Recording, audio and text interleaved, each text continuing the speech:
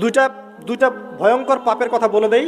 এই দুইটা পাপে যারা আসক্ত হয়ে আছে তারা তওবা করে ফিরে আসলে পরেও সারা জীবন তাদেরকে এটা সাফার করতে হবে। কথা বুঝতে পারছেন না? তওবা করে ফিরে এসেছেন মনে করেন, তারপরেও আপনাকে সারা জীবন এই পাপের ফলটা ভোগ করতে হবে।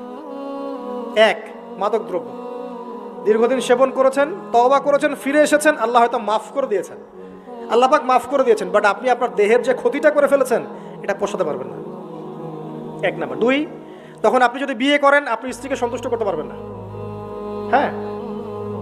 দুই নাম্বার হচ্ছে এই যে গোপনে যুবকরা যে পাপটা করে, মাস্টারবেশন, যেটাকে আমরা বলি হস্তমৈথুন, এই পাপ যেসব যুবকরা করছে বা করে, এবং অ্যাভেলেবেল এই পাপটা সবাই করে, কারণ এখন পর্নের যুগ, পর্ন দেখলে তো আর কোনো উপায় নাই, তখন তো এই পথেই যেতে হচ্ছে, নিজের উপরে নিজেকে জুলুম করতে হচ্ছে।